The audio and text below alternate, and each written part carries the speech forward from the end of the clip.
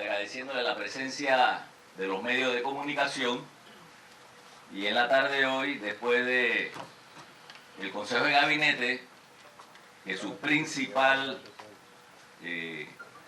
parte de la agenda es la designación de 3 magistrados principales y 6 magistrados suplentes.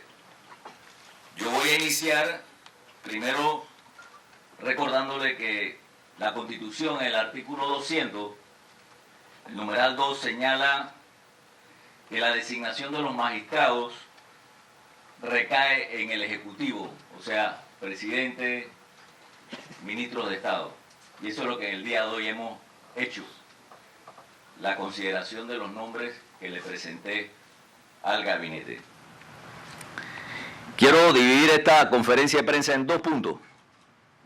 Uno, vinculado al proceso, que es bien importante, porque este ha sido un proceso muy diferente a otros procesos que se han realizado en la designación de magistrados. Estamos hablando del proceso de designación. Y este proceso básicamente inicia con un compromiso de campaña mío, donde me comprometí a utilizar el Pacto de Estado por la Justicia para iniciar el proceso de evaluaciones de los aspirantes a magistrados. En este caso, 3 magistrados principales, 6 suplentes. Y ya electo, nos toca entonces cumplir con los compromisos adquiridos. Y vuelvo y repito, los compromisos que he adquirido yo en campaña y en mi plan de acción no han sido nada más compromisos electoreros, sino compromisos de verdad. O sea, que están allí en el plan de acción, en nuestro plan de gobierno, para que se cumplan, para que se ejecuten. Como les mencioné, estamos hablando de 3 magistrados principales y 6 magistrados suplentes. ¿Cuáles son esas vacantes? Lo tenemos en la sala penal. 2 vacantes para magistrado principal y obviamente 2 magistrados suplentes para esa sala. La contencioso administrativo, tenemos un magistrado y tenemos la designación de 2 magistrados suplentes, el nuevo y el magistrado suplente del magistrado Sedalice. Y en la sala civil, y también el nombramiento de un magistrado, en la sala contencioso administrativo y laboral. En la sala civil, magistrado suplente de la magistrada Russo y el magistrado suplente del magistrado Arrocha. O sea, estamos hablando de 3 principales y 6 suplentes. Es así como el 2 de septiembre, 64 días de inicio del gobierno, y en uso de sus facultades, se convoca a través del gabinete, el Consejo de Gabinete, a interesados en ocupar una de las vacantes y se crea la Comisión Especial de Evaluación de los Aspirantes. Esa es la comisión evaluadora del Pacto de Estado por la Justicia. Y a mí me gustaría en este proceso decirle quiénes son los que participan, los 11 miembros de esa comisión. Hay un representante de los decanos de las facultades de Derecho de las distintas universidades acreditadas con más de 15 años de servicio al país.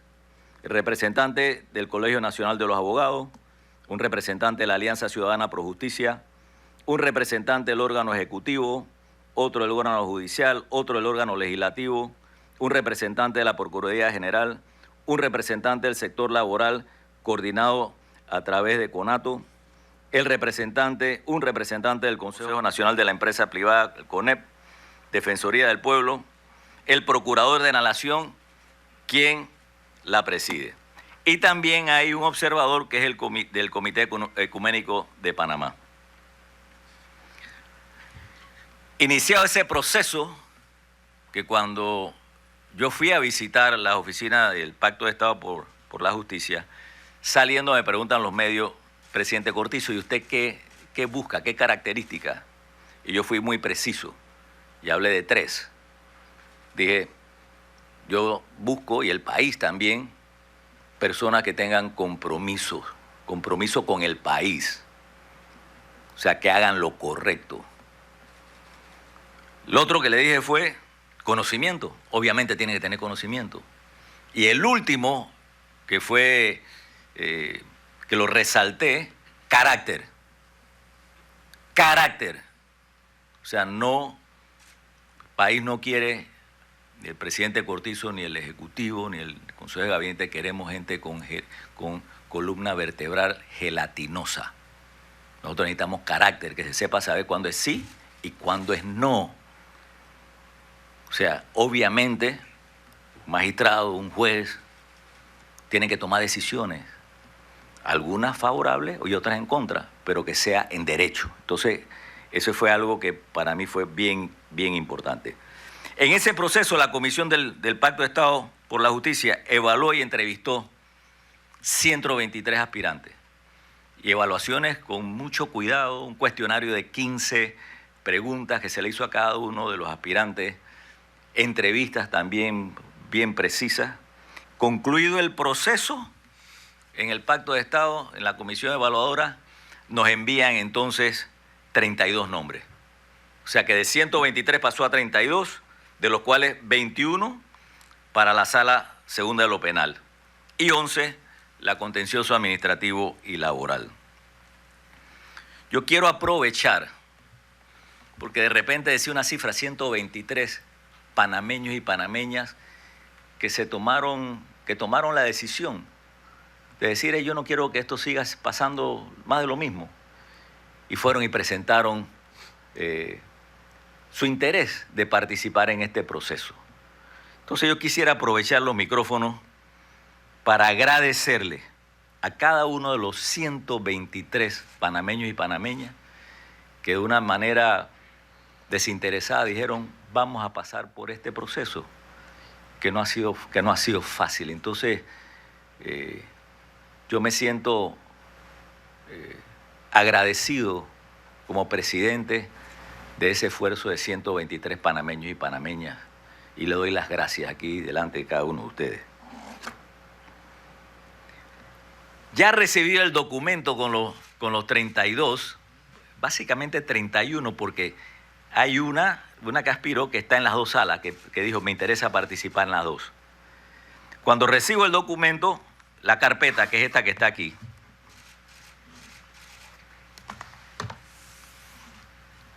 decidí que quería entonces ir un paso más adelante, contratar entonces una empresa consultora. Empresa consultora son los consultores estratégicos y transiciones para un trabajo adicional que evaluó entonces los 31 candidatos. Y fue un proceso riguroso, muy riguroso, donde se realizaron un análisis de 5 grandes áreas para seleccionar especialmente los 3 magistrados principales. Y voy a mencionarles cuáles son las 5. La primera es una herramienta psicométrica de identificación de competencias, potenciales y estilos profesionales. Ese equivale a 45% del total de 100. Después se le hizo prueba de razonamiento crítico, 5% del total. Después, inventario de actitudes en el trabajo, 5%. Después, la número 4, perfil curricular de manera integral, 15%. Y por último, la estrategia ampliada, basada en competencias aplicadas al cargo, 30%. Y estamos hablando de entrevistas de 1 hora y media, 2 horas, donde 5 personas entrevistaban a cada uno de los candidatos. Adicionalmente, la empresa consultora utilizó los criterios de selección para magistrados de altas cortes sugeridos por la Fundación para el Desarrollo del Debido Proceso con sede en Washington, D.C. O sea que cuando estamos hablando de rigurosidad, este ha sido un proceso diferente, único, inédito. Al final, con las carpetas en mi mano y entrevistas personales de Nito Cortizo con los candidatos, candidatas a magistrado principal, llamadas telefónicas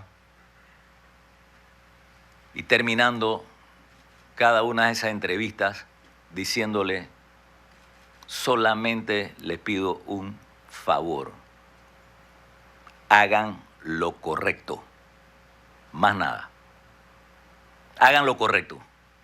Así terminamos y es así como en el día de hoy, en el Consejo de Gabinete, se aprueba por unanimidad los 3 magistrados principales y los 6 magistrados suplentes, por unanimidad.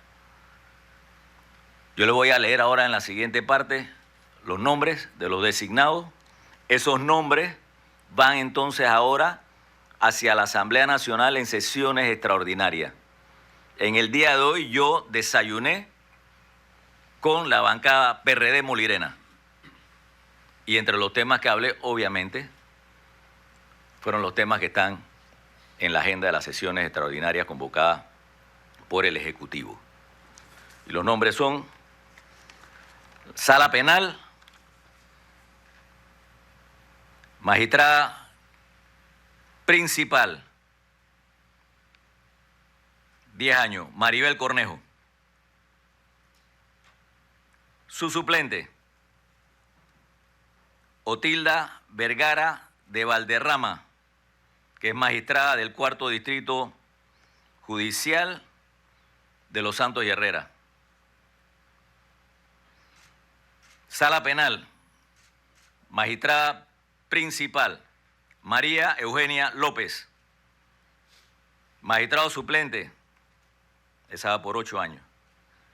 Magistrado suplente, Juan Francisco Castillo. Magistrado del 2º Distrito Judicial de Coclé y Veragua. Sala Contencioso Administrativo, magistrado principal, Carlos Alberto Vázquez. Magistrado suplente, José Agustín Delgado, magistrado del 1er Circuito Distrito Judicial. El magistrado suplente del magistrado Sedalice de la Sala Contencioso Administrativo, Rafael Murgas Torraza, magistrado del 2º Distrito Judicial de Veragua, es magistrado del Tribunal Superior de Trabajo. Sala Civil,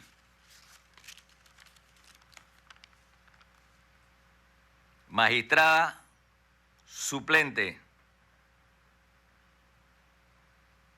de la magistrada Russo es la magistrada Carmen de Gracia, magistrada del 3er Distrito Judicial Chiriquí, Bocas del Toro. En la sala judicial, magistrado suplente del magistrado Arrocha, Miguel Espino. Esas son las designaciones que han sido aprobadas en el Consejo de Gabinete hoy por unanimidad de los 3 magistrados principales, 2 mujeres, una del Ministerio Público, que viene del Ministerio Público, y otra del órgano judicial, y un abogado. Yo me siento tranquilo y me siento que hemos hecho las cosas como se deben hacer. Muchas gracias. Iniciamos el periodo de preguntas y respuestas con el colega Rolando Delgado de Telemetro Reporta. Buenas tardes a todos. Este fin de semana se iba a reunir, o se reunió con cada uno de los aspirantes, señor presidente, consultarle qué le consultó a ellos, qué le consultó usted a ellos en su entrevista personal y las aptitudes que debían mostrar. Sí, fue una preselección, obviamente, porque ya teníamos, por ejemplo, la carpeta que tiene aquí 31 aspirantes. Cada uno, aquí se puede ver, por ejemplo, los 5 criterios, cómo fueron analizados, cada uno de los pilares, qué observaciones hay. O sea, después de leerla y de leer, obviamente, el informe de la Comisión Evaluadora del Pacto de Estado por la Justicia, yo fui identificando algunos de esos perfiles. En alguno de ellos, lo primero que le pregunté es, especialmente a las 2 magistradas principales de la sala penal, si en alguna ocasión habían sostenido una conversación con Nito Cortizo.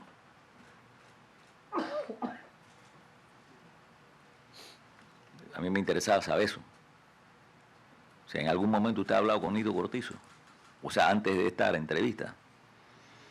Otra de las preguntas que le hice fue que si se sentían satisfechas con su nivel económico. Otra pregunta que le hice es si tenían esposo y si estaban casadas. ¿Y qué hacía su esposo? ¿Qué profesión? ¿Y sus hijos? ¿Qué hacían? Obviamente le pregunté para qué quería ser magistrado. Le pregunté por sus amistades en el órgano judicial y el Ministerio Público. ¿Sabe qué amistades tenían allí? Obviamente nosotros manejamos información y quería saber con la respuesta si de qué manera me estaban contestando. Pero básicamente fueron así preguntas sencillas y la mayoría las contestaron bien, las contestaron, o sea, de una manera natural. Pero ha sido un proceso bien meticuloso, ¿no? Un proceso que ha tomado tiempo. Yo terminé aquí el sábado como a las 3 de la tarde y ahí decidí, digo, voy a agarrarme, voy con mi esposa y me fui a la finca, regresé ayer, meditando, revisando. La mayoría estamos hablando de magistradas de diferentes áreas, algunas tienen 30 años, ahí usted se le va a estar entregando el comunicado de 30 a 26 años, obviamente han tenido que tomar decisiones, unas a favor, otras en contra. Estoy seguro que las decisiones en contra de esa persona decir, oye, como que no me gusta mucho esta magistrada. Pero yo sí me siento tranquilo que lo que se inicia hoy aquí y lo que viene por delante, nosotros podemos dejar algo bonito para este país, porque este país se merece lo mejor. Y cuando yo le digo a ustedes que este es un gran país, que tenemos que cuidarlo, yo no lo digo por protocolo, a mí ese tema de protocolo, los que me conocen saben bien que yo voy directo. Y este es un país de gente buena y de gente noble, yo lo menciono siempre porque es lo que yo siento. Entonces,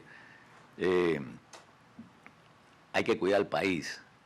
Y la columna vertebral de la democracia es el sistema de justicia. Y nosotros sabemos perfectamente bien que nuestras instituciones son débiles, y especialmente la administración de justicia. El tema de la administración de justicia, algunas personas podrán estar preguntándose, bueno, ¿y esto qué significa? ¿Qué significa para nosotros, por ejemplo, en el Panamá de los barrios, que yo menciono mucho, en las comarcas, o en el Panamá rural agrícola? ¿Qué significa esto, este tema de estos nombramientos? ¿En qué nos afecta?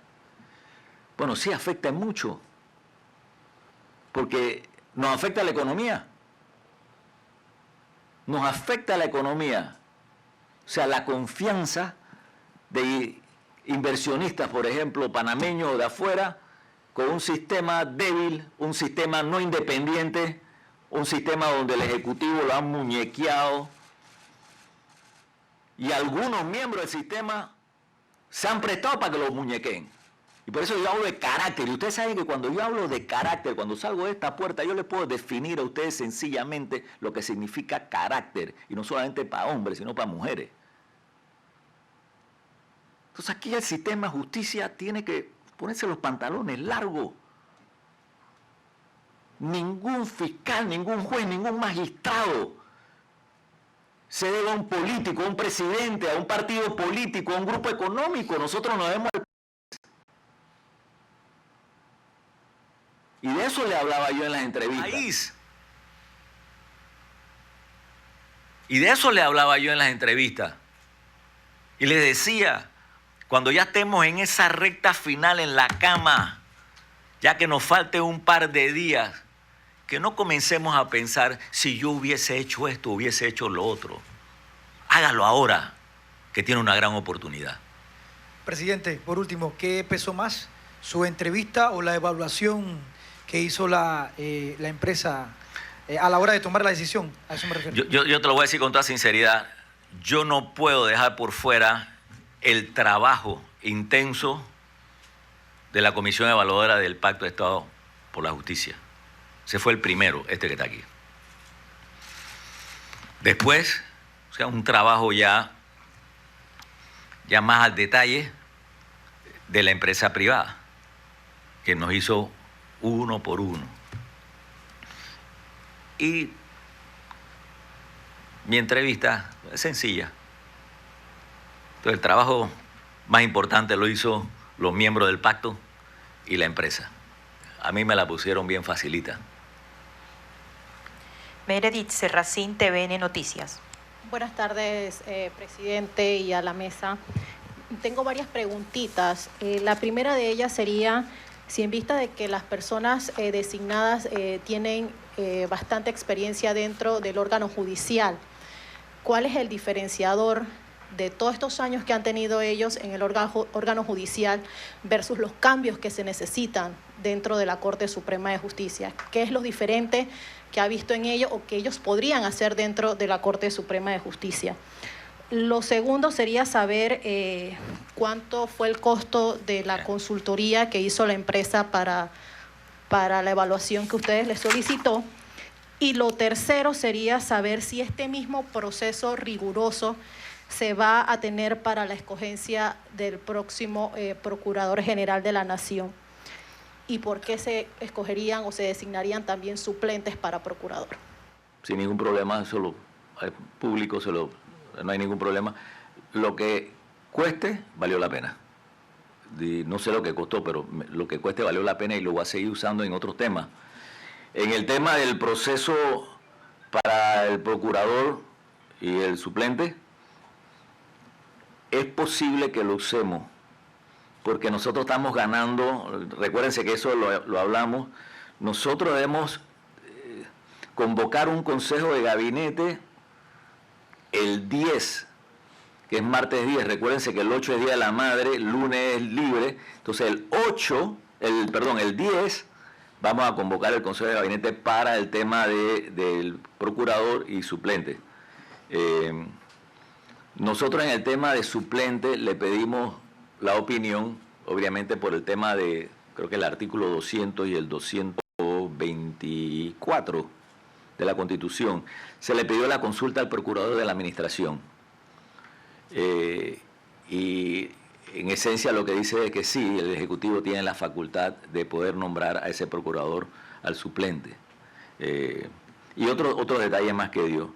La otra pregunta es por qué... ¿Cuál es el diferenciador de estos designados que han estado dentro del órgano judicial para poder hacer los cambios que necesita la Corte Suprema de Justicia cuando ellos evidentemente tienen la experiencia de estar dentro del órgano judicial?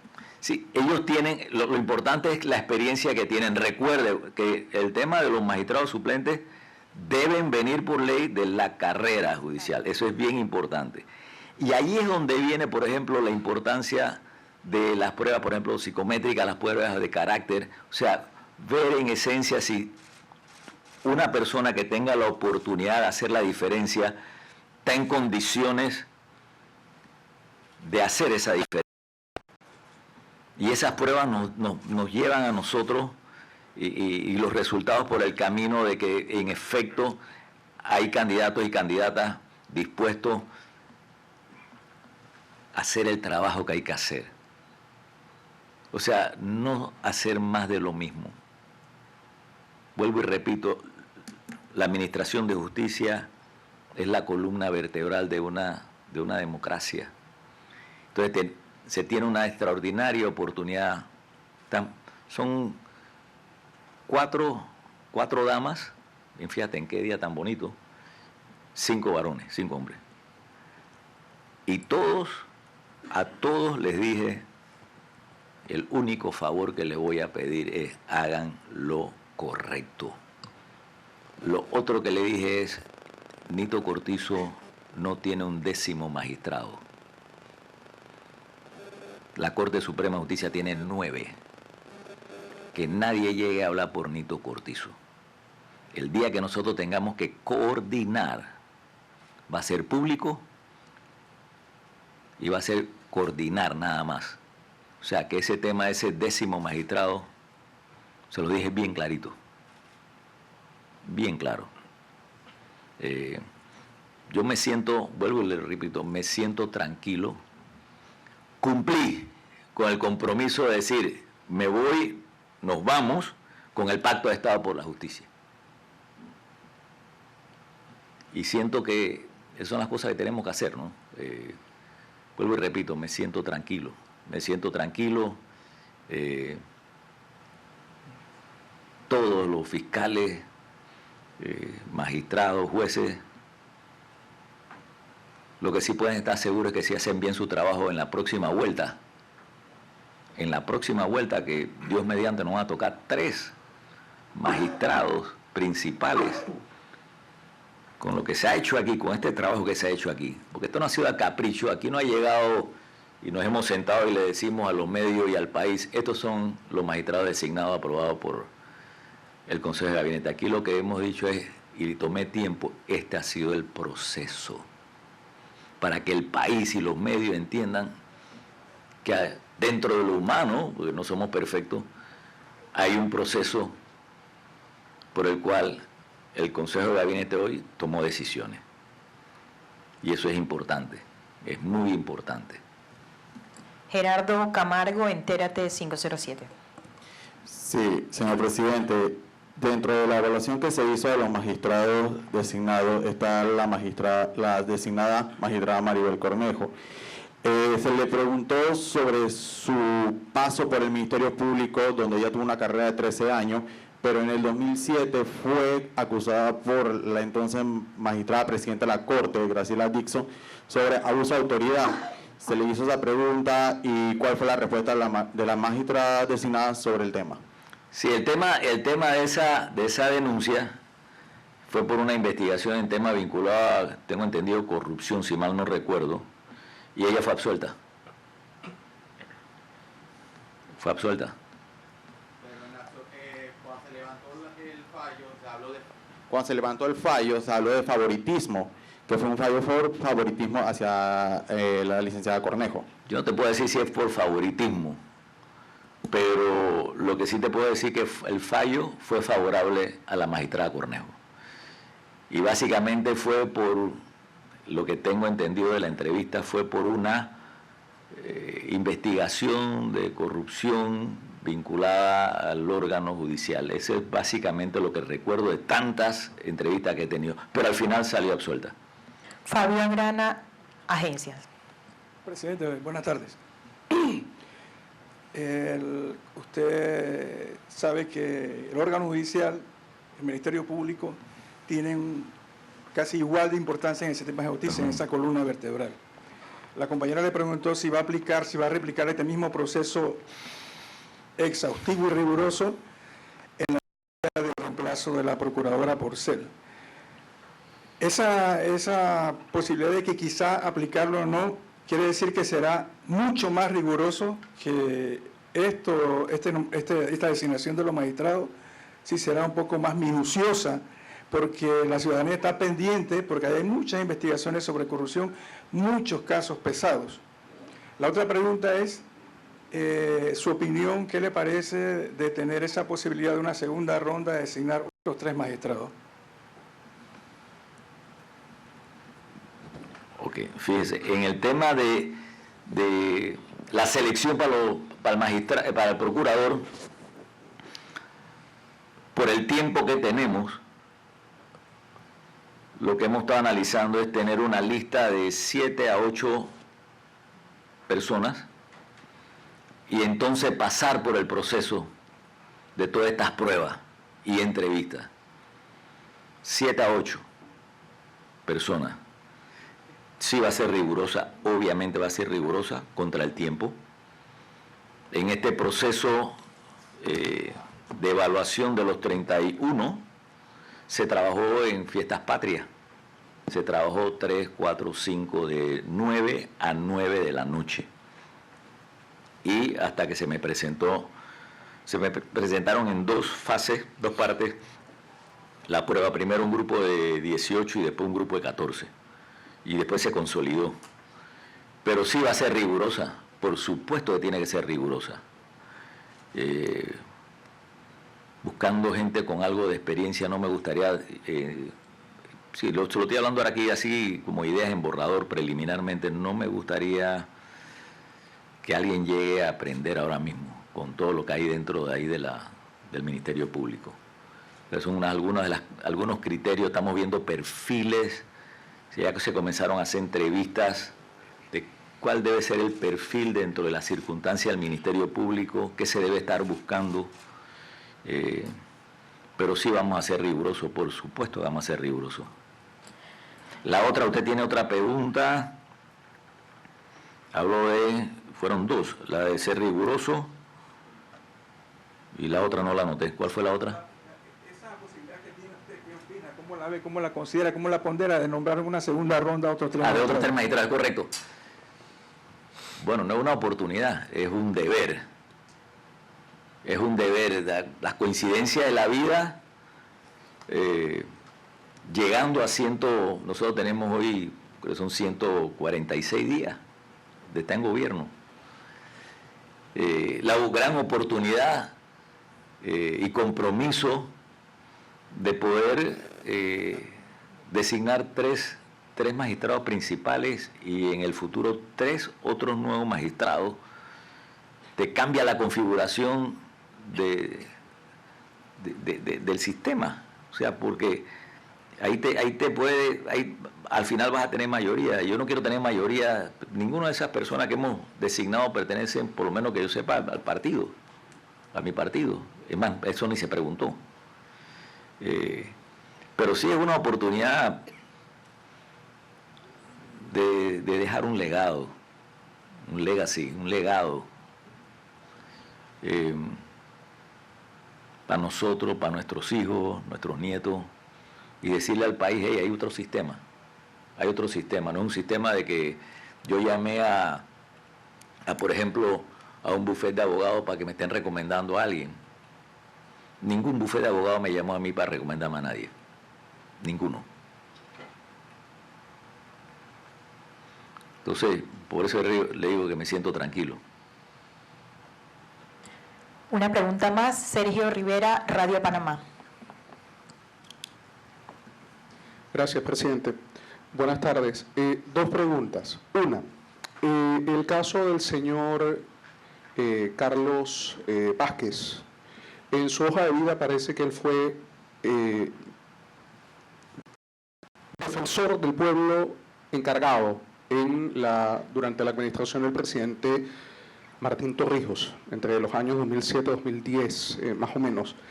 Quería saber si en las entrevistas se indagó un poco acerca de la militancia política, los vínculos que pudiesen tener algunos de estos profesionales con algún partido político, y en el caso del señor Vázquez Reyes con el partido que gobierna, el PRD. Lo segundo es si en ese desayuno que usted tuvo esta mañana con los diputados de la bancada PRD, se logró ese consenso para que estas designaciones puedan pasar el tamiz de la Asamblea Nacional durante las próximas semanas. Sí, fíjese, yo no tengo absolutamente ninguna duda del trabajo profesional del licenciado Vázquez Reyes. Y de ese tema hablamos. O sea, no del tema, sino, bueno, en algún momento, por cuestiones profesionales de trabajo, por ejemplo, defensor del pueblo, o asistente del defensor del pueblo, y creo que en otra ocasión, no recuerdo, en otra institución como asesor legal. Pero las respuestas de él fueron respuestas claras. Fueron respuestas claras que me sentí tranquilo. Me sentí tranquilo, es un buen profesional, un excelente profesional, fue presidente del Colegio Nacional de Abogados y una persona correcta y no le va a fallar al país. Ninguna de las dos magistradas designadas ni el magistrado designado le van a fallar al país. No pueden fallarle al país. No pueden. Ellos tienen una misión, y la misión es hagan lo correcto. Esta es una oportunidad de oro, una gran oportunidad para que el país se sienta tranquilo. Y yo aprovecho para los otros magistrados y magistradas, fiscales, jueces, trabajen con tranquilidad. Que sea el derecho lo que marque el camino de sus decisiones. Y no permitan que nadie, ningún político, ni presidente, ni grupo económico les mande línea. Que la línea se la mande su corazón y su conciencia. Así de sencillo. Yo le doy las gracias y cuidemos este país, que este es un gran, gran país. Créanmelo. Muchas gracias y buenas noches.